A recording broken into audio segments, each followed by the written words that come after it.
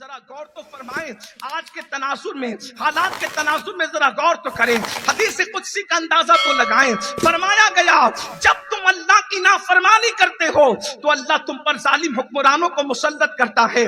پھر ارشاد فرمایا گیا اور ان کے دل میں تمہاری دشمنی پیدا کر دی جاتی ہے، ان کے دل میں تمہاری نفرت پیدا کر دی جاتی ہے اور وہ تم پہ ظلم کرتے ہیں۔ اللہ اکبر!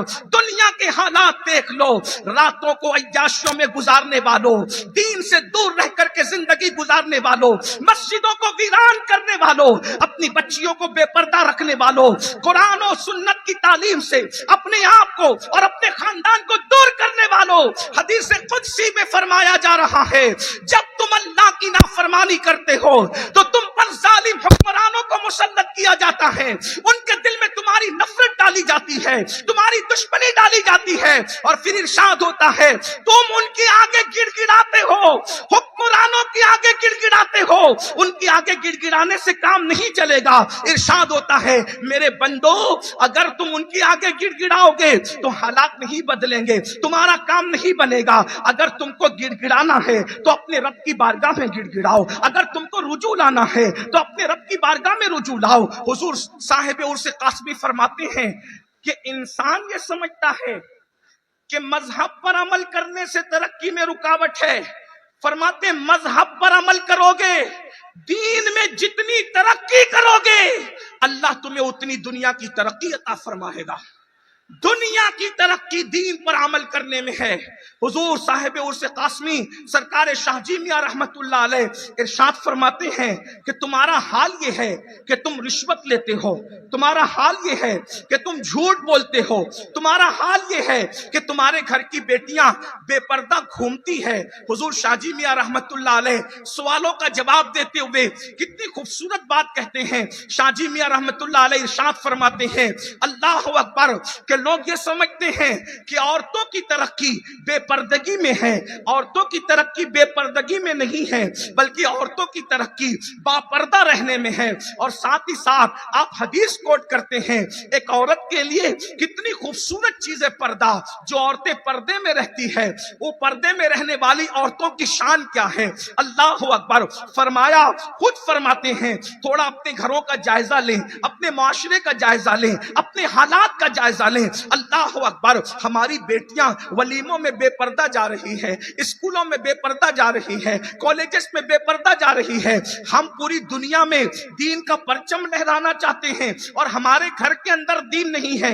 حضور صاحب عرس قاسمی فرما رہے ہیں، ارشاد فرماتے ہیں عورتوں کو چاہیے کہ وہ مردوں کو نہ دیکھیں اور مردوں کو چاہیے کہ وہ عورتوں کو نہ دیکھیں۔ اور ساتھ ہی ساتھ آیت کریمہ کوٹ کرتے ہیں، اللہ ارشاد فرماتا ہے یا قل للمؤمنین یغضوا من ابصارہم، اے محبوب آپ ایمان والوں سے کہہ دیجئے کہ وہ اپنی نگاہوں کو نیچی رکھے۔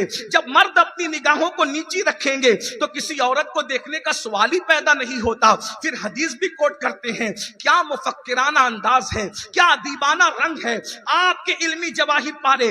اگر آج بھی ہم پڑھیں تو ایسا لگتا ہے جیسے آج کے دور میں بھی صاحب عرس قاسمی کی تعلیمات ہماری رہنمائی کرتی نظر آ رہی ہے۔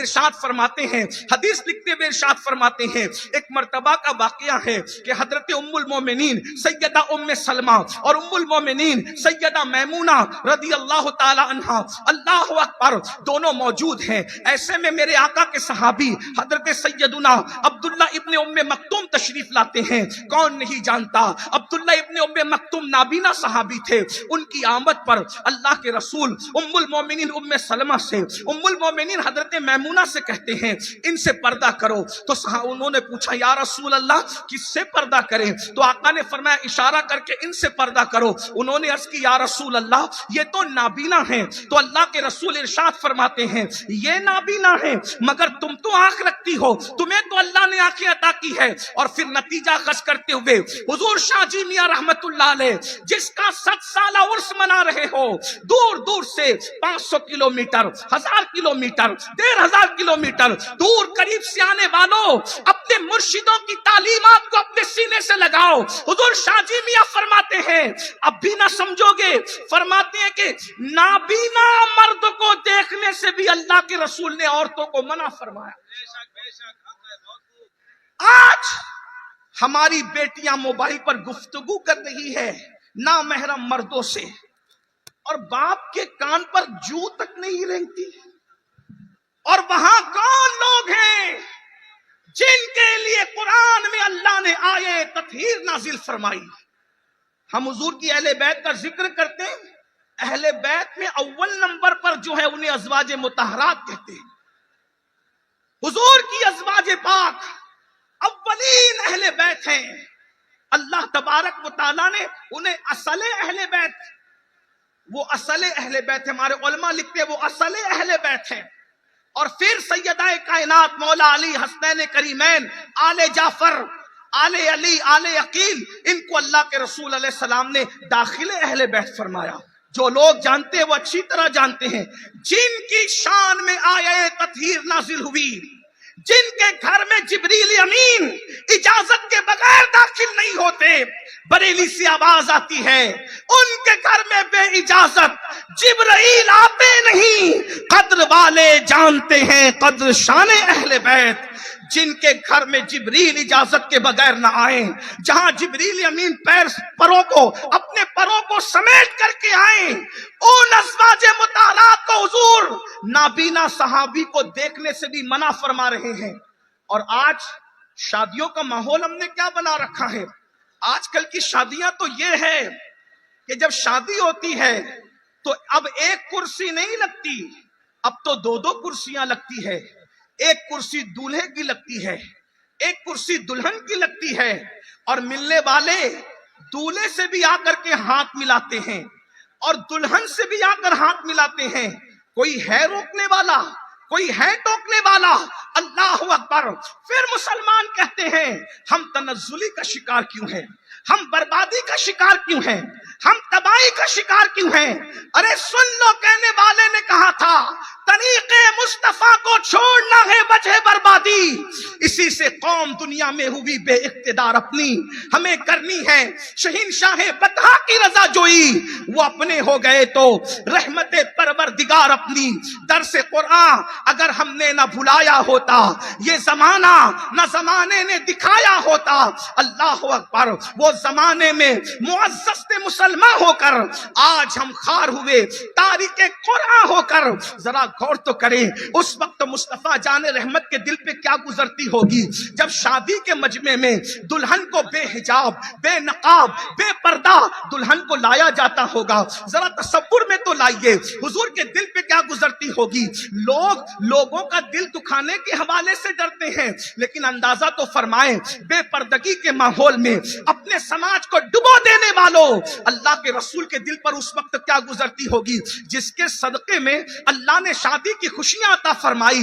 آج ہم شادی کی خوشیوں کے موقع پر اپنی بچیوں کو جو ہے وہ شامیانے میں اور لوگوں کے مجمع میں لا کر، وہ بھی دلہن کو بے حجاب اور بے نقاب بٹھا کر اس سے مردوں کو مصافحہ کروا کر، اللہ اکبر، دولہا کے دوستوں کے ہاتھوں میں اس کے ہاتھ دے کر، ذرا غور تو کریں ہم کس کی تہذیب پر عمل کر رہے ہیں، ہم کس کے کلچر پر عمل کر رہے ہیں۔ اللہ کے سچے رسول صادق و مصدوق مصطفیٰ جان رحمت کی بارگاہ میں صحابیات آ کر کہتی ہے یا رسول اللہ، مرد آپ سے مصافحہ کرتے ہیں، ہمیں بھی مصافحے کا شرف عطا فرمائیں۔ تو میرے آقا فرماتے ہیں میں عورتوں سے مصافحہ نہیں کرتا، اللہ کے رسول عورتوں سے مصافحہ نہ کریں، اور دولہا کے دوست دلہن سے ہاتھ ملائیں، رشتہ دار دلہن سے ہاتھ ملائیں۔ ذرا غور تو کریں۔ پھر ہم کہتے ہیں ہماری تباہی کی وجہ کیا ہے؟ حضور صاحب عرس قاسمی کی تعلیمات کی روشنی میں دین کو پیٹ کے پیچھے ڈالنا، یہی ہماری تنزلی کا سبب ہے، یہی ہماری رسوائی کا سبب ہے، یہی ہماری بربادی کا سبب ہے۔ اللہ اکبر۔ پھر صاحب عرس قاسمی رحمت اللہ تعالی علیہ مزید آگے لکھتے ہیں، ارشاد فرماتے ہیں اللہ کے رسول صلی اللہ علیہ وآلہ وسلم کی ایک مشہور حدیث ہے، آقا علیہ السلام فرماتے ہیں فاطمہ بدۃ منی، فاطمہ میرے جگر کا ٹکڑا ہے۔ اس حدیث کا بیک گراؤنڈ کیا ہے، اس کا پس منظر کیا ہے؟ اللہ کے رسول نے یہ کب فرمایا کہ فاطمہ میرے جگر کا ٹکڑا ہے؟ اس حدیث کا پس منظر بیان کرتے ہوئے حضور شاہ جی میاں رحمت اللہ علیہ ارشاد فرماتے کہ ایک مرتبہ اللہ کے رسول صلی اللہ علیہ وآلہ وسلم نے سیدہ کائنات، مخدومہ کائنات ملکہ فردوس بری، سیدہ طیبہ طاہرہ عابدہ زاہدہ راقیہ ساجدہ نقیہ تقیہ زکیہ ام ابیہا عالمہ غیر معلمہ، ملکہ فردوس بری، ملکہ قیامت سیدہ فاطمہ الزہرا سے پوچھا عورت کے لیے سب سے بہتر چیز کیا ہے؟ اللہ کے رسول صلی اللہ علیہ وآلہ وسلم پوچھ رہے عورت کے لیے سب سے بہتر چیز کیا ہے؟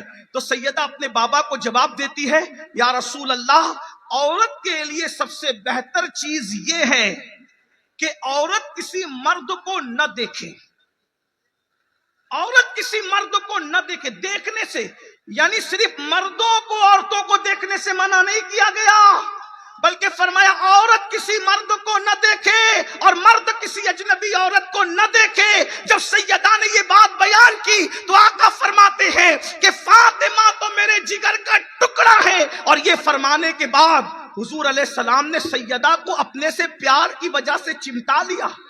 ایک انسان کسی کو اپنے سینے سے کب لگاتا ہے؟ جب محبتوں کی انتہا ہو، پیار بہت آئے، محبت بہت آئے تو سینے سے بچوں کو لگایا جاتا ہے پیار کے اظہار کے لیے۔ اللہ کے رسول سیدہ مخدومہ خاتون جنت کا یہ جواب سن کر ان کو اپنے سینے سے چمٹا رہے ہیں، ان کو اپنے سینے سے لگا رہے ہیں، کس بات پر؟ کہ عورت کسی مرد کو نہ دیکھے اور مرد کسی عورت کو نہ دیکھے۔ اب آپ مجھے ذرا بتائیں تو صحیح، آج ہمارے گھروں کا ماحول کیا ہے؟ آج ہمارے حالات کیا ہیں؟ حضور صاحب عرص قاسمی سرکار شاہ جی میاں رحمت اللہ علیہ پھر لکھتے ہیں، ارشاد فرماتے ہیں، لوگ سمجھتے ہیں کہ کیا اسلام مال جمع کرنے کو منع کرتا ہے؟ اسلام مال کمانے کو منع کرتا ہے؟ اسلام معاشی ترقی کو منع کرتا ہے؟ کہا نہیں، اسلام تقدیر کے بھروسے رہ کر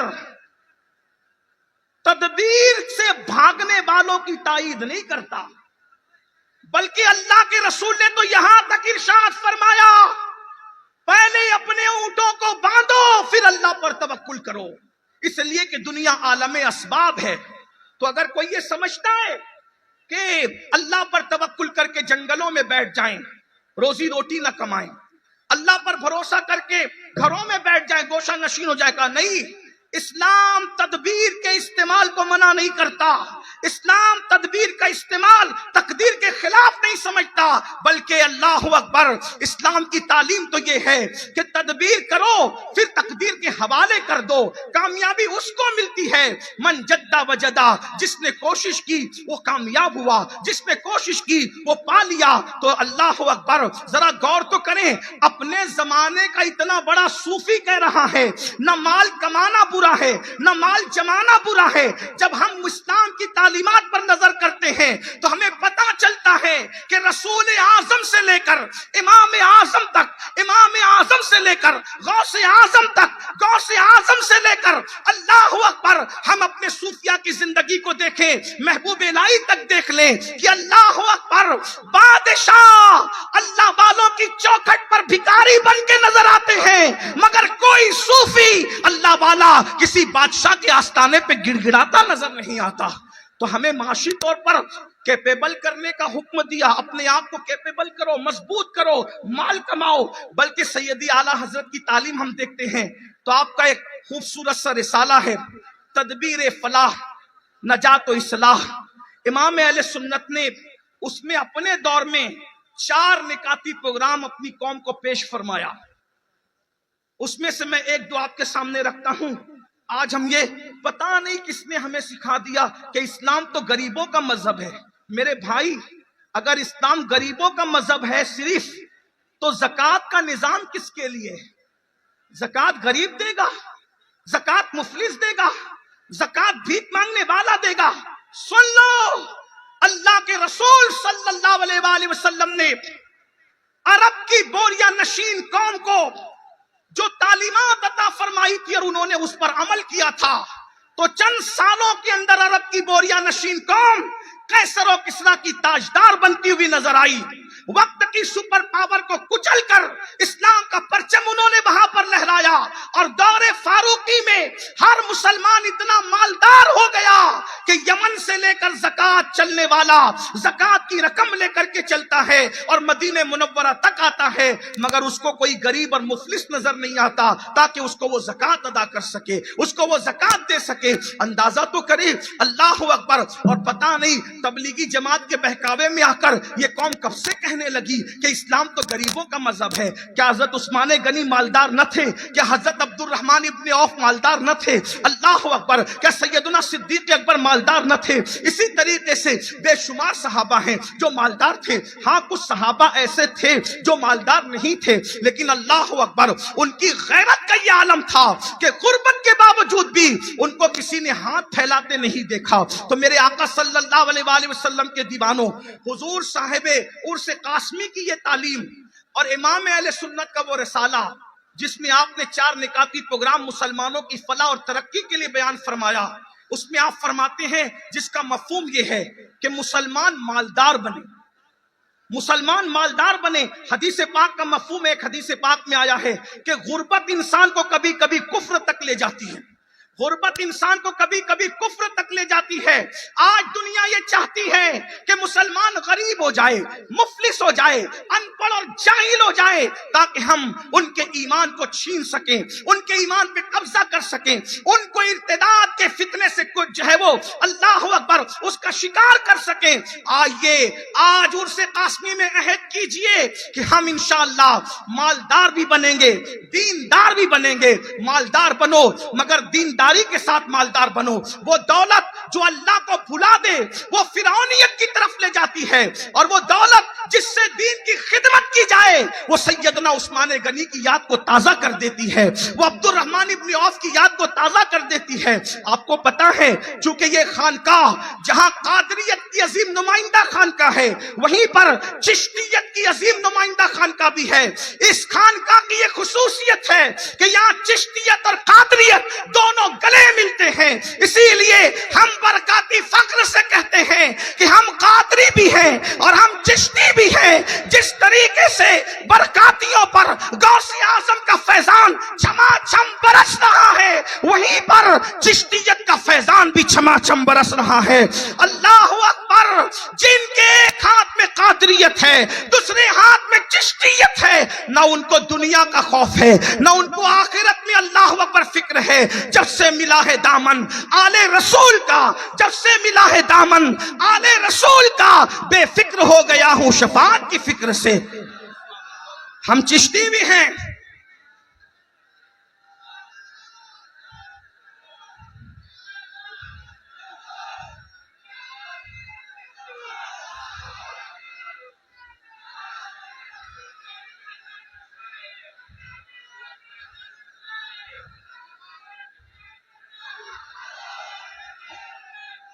ہم جہاں کٹر قادری ہیں وہیں پر الحمدللہ ماہریرا سے وابستگان چشتی بھی ہیں، اور یہاں کی چشتیت تو قطبی چشتی ہے، اس لیے کہ صاحب البرکات کے جد اعلیٰ ڈائریکٹ سرکار قطب الاقطاب قطب الدین بختیار کاکی کے مرید بھی ہیں اور خلیفہ بھی ہیں۔ یہاں چشتیت وراثت میں ہے، موروثی چشتیت ہے برکاتیت کو۔ تو سرکار محبوب الہی شیخ المشائخ سلطان المشائخ حضرت نظام الدین اولیاء رضی اللہ تبارک و تعالیٰ عنہ اپنے دور میں لنگر کرتے تھے، لنگر۔ تو اس زمانے میں لنگر کا خرچ محبوب الہی کے یہاں 200 کا ہوا کرتا تھا، محبوب الہی کے یہاں۔ اور جب اتنا خرچہ آپ لنگر پہ کرتے تھے تو بادشاہ وقت کے کسی نے کان بھرے اور کان بھر کر کے کہا کہ یہ نظام الدین آپ کے سپاہیوں سے، آپ کے آدمیوں سے نذرانے کے نام پہ پیسے وصول کرتے ہیں اور لنگر کرتے ہیں اور لوگوں کو کھانا کھلاتے ہیں، اور جب کھانا کھلاتے ہیں تو لوگ ان کے ارد گرد جمع ہوتے ہیں، لوگ ان کے قریب رہتے ہیں۔ ایک کام کیا جائے کہ کھانا کھلا کر یہ لوگوں کو اپنا بنا رہے ہیں تو محبوب الہی کے بارے میں جب بادشاہ کے کان بھرے گئے تو بادشاہ نے اعلان کر دیا، خبردار ہمارا کوئی سپاہی، ہمارا کوئی ملازم نظام الدین سے ملاقات کے لیے نہیں جائے گا، نہ ہم جائیں گے، نہ ان کو نذرانہ دیں گے، نہ وہ لنگر کریں گے، نہ لوگ ان کے قریب جائیں گے۔ اللہ اکبر۔ کسی نے آ کے محبوب الہی سے کہا، سرکار بادشاہ کا اعلان آ گیا کہ کوئی سپاہی ملنے نہیں آئے گا، کوئی نظر پیش نہیں کرے گا تاکہ آپ لنگر نہ کر سکے۔ یہ سن کے محبوب الہی نے مسکرایا اور مسکرا کر فرمایا، لنگر کا خرچ ڈبل کر دو تاکہ بادشاہ کو پتا چل جائے ہم نذرانوں پہ لنگر نہیں کرتے، ہم اللہ کی عطا پر لنگر کیا کرتے۔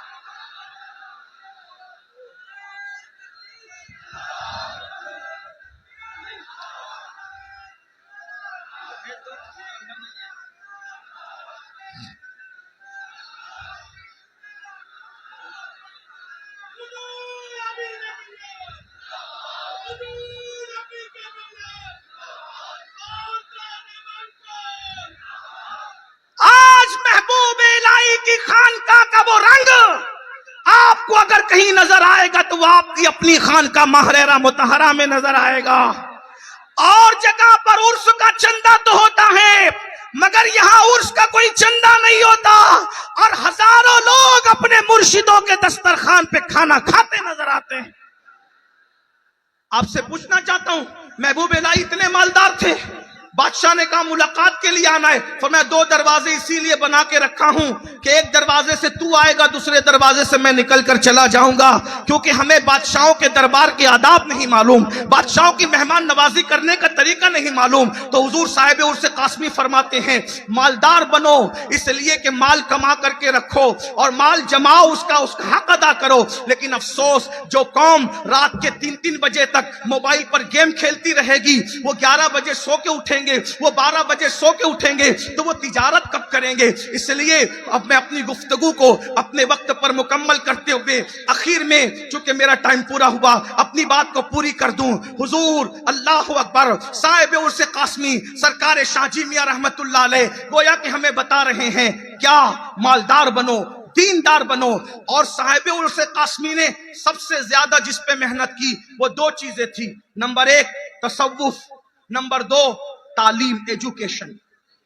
100 سالہ جشن صاحب عرس قاسمی کا منا رہے ہو، یہاں سے ہم 2 چیزیں لے کر جائیں، ایک تصوف اور دوسرا ایجوکیشن، اس پہ ہم محنت کریں۔ اب آپ سوچیں گے یہ تصوف کیا ہے؟ تو بہت سے لوگ کہتے ہیں تصوف گاروں میں بیٹھنے کا نام، تصوف بھوکے رہنے کا نام، تصوف روکھی سوکھی کھانے کا نام، ہزاروں اقوال ہیں، لیکن میں ایک بات پیش کر دوں، تصوف کیا ہے؟ تصوف کیا ہے؟ خالق کے لیے مخلوق کی خدمت کرنا، اس کو تصوف کہتے ہیں۔ خالق کے لیے مخلوق کی خدمت کرنا، اس کو تصوف کہتے ہیں۔ تصوف اور کیا ہے؟ آج ہم اپنے ماں باپ کی خدمت نہیں کرتے، پڑوسی کی خدمت نہیں کرتے، تو فٹ پاتھ پر پڑے رہنے والے غریبوں کی خدمت ہم کب کریں گے؟ تو یاد رکھیے، تصوف ٹوپیوں کے کلر کا نام نہیں، تصوف جبوں کے کلر کا نام نہیں، تصوف یہ ہے کہ یار کے لیے، اللہ کی رضا کے لیے مخلوق کی خدمت کی جائے۔ اس پر مجھے ایک واقعہ یاد آیا، مخلوق سے محبت کیسے ہونی چاہیے۔ نعرہ تکبیر، نعرہ رسالت، خاندان برکات، حضور امین ملت، اشرف ملت، حضرت رفیع ملت، حضور حسن العلماء، عرس قاسمی، 100 سالہ عرس قاسمی، گوشت دامن۔ مخلوق سے کتنی محبت ہونی چاہیے؟ جو قوم اپنے باپ باپ سے محبت نہ کرے وہ صوفی کیسے ہو سکتا ہے؟ آئیے ایک صوفی کا ذکر کریں، بہت بڑا اپنے زمانے کا عظیم صوفی، اپنے زمانے کا غوث، جسے دنیا سیدی سرکار سید احمد کبیر رفاعی کے نام سے جانتی ہے۔ سید احمد کبیر رفاعی کو کون نہیں جانتا؟ تہجد کی نماز پڑھ کر فجر کا انتظار کرتے ہوئے آپ نے سوچا کہ میں تھوڑا لیٹ جاؤں اور آرام کر لوں، اور آرام کرنے کے لیے آپ لیٹے تو جیسی فجر کی اذان ہوئی آنکھ کھلی۔ جب آنکھ کھلی تو آپ نے کیا دیکھا کہ آپ کی آستین پر بلی سو گئی۔ خانقاہ میں بیٹھنے والوں ذرا سوچو خانقاہی نظام کیا ہے، صوفیوں کا انداز کیا ہے۔ صوفی لوگ توڑنے کی بات نہیں کرتے، صوفی لوگ زبان سے شعلے نہیں اگلتے، صوفی لوگ جوڑنے کی بات کرتے ہیں، مگر ہاں کس کو جوڑنا؟ جو نبی کا وفادار ہے اس کو جوڑنا، جو نبی کا غدار ہے پھر اس کے لیے تو 14ویں صدی کے بڑے صوفی کی طرف سے آواز آتی ہے، دشمن احمد پہ شدت کیجئے، ملحدوں کی کیا مروت کیجئے، غیظ میں جل جائیں بے دینوں کے دل، یا رسول اللہ کی کثرت کیجئے، شرک ٹھہرے جس میں تعظیم حبیب، اس برے مذہب پہ لعنت کیجئے چرچا انہی کا صبح و شام، جانے کافر پر قیامت کیجئے۔ لیکن بہرحال آپس میں ہم ایک دوسرے کو جوڑیں، سنی کو، عاشق کو، عاشق رسول ایک دوسرے عاشق کو جوڑے۔ اور میں کہتا ہوں جوڑنے کی بہترین مثال اس زمین پر محررہ مطہرہ سے بڑھ کر کیا ہو سکتا ہے؟ بتائیے تو صحیح۔ یہاں ہر سلسلے والا آپ کو منبر پر بھی نظر آئے گا اور مجمع میں بھی نظر آئے گا۔ یہاں جتنا تعلق محررہ مطہرہ سے بریلی شریف کے امام احمد رضا کا ہے، اتنا ہی تعلق بدایوں شریف کا حضور دے تاج الفول کا بھی اتنا ہی تعلق ہے، اتنا ہی تعلق حضور شیخ المشائخ اشرفی میاں کا بھی اتنا ہی تعلق ہے۔ اللہ اکبر۔ اور کن کن بزرگوں کا نام لیا جائے، گویا کہ ایک مے خانہ ہے، اس سے کہ چھوچے مقدسہ بھی سیراب ہو رہا ہے، بریلی بھی سیراب ہو رہا ہے، بدایوں بھی سیراب ہوتا نظر آ رہا ہے۔ تا حشر رہے ساقی آباد یہ مے خانہ۔ اللہ ہمارے محررہ کے سرکاروں کو سلامت رکھے، اس گھرانے کے بچوں کو سلامت رکھے، ان کی شفقتوں کو سلامت رکھے۔ سیدی احمد کبیر رفاعی، ان کی آستین پر بلی سو گئی، فجر کی اذان ہوئی، سیدی احمد کبیر رفاعی نے بلی کو سوتا ہوا دیکھا، بلی کو سوتا ہوا دیکھ کر سوچا اگر میں اٹھ جاؤں تو بلی کی نیند خراب ہوتی۔ ذرا غور کیجئے صوفیہ کی فکر کیا ہے۔ ہم خانقاہوں سے جڑے لیکن خانقاہی تعلیم ہمارے اندر نہیں۔ جو کام شادی کے موقع پر پورے شہر کے جینا حرام کر دے، سب کی نیند حرام کر دے، وہ صوفیوں کے متوالے کیسے ہو سکتے ہیں؟ وہ اولیاء اللہ کے چاہنے والے کے جس صوفی کو بلی کی نیند کا خیال ہے، مخلوق خدا پر ان کی شفقت تو دیکھیں۔ ان کی نگاہوں میں یہ حدیث تھی، الخلق عیال اللہ، مخلوق اللہ کا کنبہ ہے۔ دوسرے مقام پہ فرمایا ارحموا من فی الارض ویرحمکم من فی السماء، زمین والوں پر تم رحم کرو گے، آسمانوں کا خالق تم پر رحم کرے گا۔ جس کے دل میں رحم نہیں وہ رحمت للعالمین کا امتی کیسا؟ ذرا غور کیجئے۔ حضرت احمد کبیر رفاعی سوچ رہے بلی کی اگر اٹھ کے جاتا ہوں تو بلی کی نیند کا کیا؟ اور پھر سوچا اگر نماز نہیں پڑھتے وہ جو نماز نہیں پڑھتا وہ صوفی کیسا؟ اگر بلی کی نیند کا خیال ہے تو نماز جاتی ہے، نماز کا خیال ہے تو بلی کی نیند جاتی ہے۔ کیا سیرت نگار لکھتے ہیں، خادم کو اشارے سے بلایا، اس کے ہاتھ سے کینچی منگائی اور کینچی منگا کر اپنی آستین کو کاٹ دیا، اور آستین کو کاٹ کر نماز کے لیے گئے۔ نماز فجر پڑھ کر کے جب واپس آئے تو واپس آنے کے بعد بلی جا چکی تھی، بلی چلی گئی تھی، بلی جا چکی تھی۔ اللہ اکبر۔ بلی کے چلے جانے کے بعد وہ کٹی ہوئی آستین کا ٹکڑا اٹھایا اور اپنی آستین کے اندر اس کا پیون لگا لیا۔ کسی مرید نے کہا حضور جبے میں عیب پیدا ہو گیا۔ فرمایا بیٹا جبے میں عیب پیدا ہوا اس سے کوئی نقصان نہیں ہے، اگر اللہ کی مخلوق کی نیند خراب کر دیتا تو قیامت میں اللہ کو جواب کیا دیتا؟ ذرا غور فرمائیے صوفی تو حضور صاحب عرس قاسمی نے دو چیزوں پہ محنت فرمائی، تصوف، اور وہ بھی اصلی تصوف، وہ تصوف نہیں جس میں قبرستان میں بیٹھ کر بھنگ پیا جائے، وہ تصوف نہیں جس میں قبرستان میں بیٹھ کر چرس پیا جائے، وہ تصوف نہیں جس میں 10 انگلیوں میں انگوٹھی پہنی جائے، بلکہ وہ تصوف کہ صوفی کو دیکھ کر کے اندازہ ہو جب 14ویں صدی کا امتی ایسا ہے تو جس کا کلمہ پڑھتے ہوں گے وہ نبی رحمت کی ذات کا عالم کیا ہوگا۔ یہ ہے صاحب عرس قاسمی رحمت اللہ علیہ کی ذات، اور صاحب عرس قاسمی نے تین نگینے تیار کیے، تین. نمبر ایک حضور سرکار آل رسول تاج العلماء سید محمد میاں رحمت اللہ علیہ، اور دوسری ذات حضرت سید آل رسول سید آل مصطفیٰ سید العلماء، اور تیسرے آپ کی ہمارے مرشد اعظم حضور احسن العلماء رحمت اللہ علیہ. یہ تین ایسی ہستی کو تیار کیا کہ سونا نہیں، ان کو پارس بنا دیا، پارس. اور جب ان تینوں کی توجہ جن ہستیوں پہ پڑتی ہے تو ایک حضور امین ملت کہلاتے ہیں اور دوسرے حضور رفیق ملت کہلاتے ہیں. السلام علیکم ورحمۃ اللہ.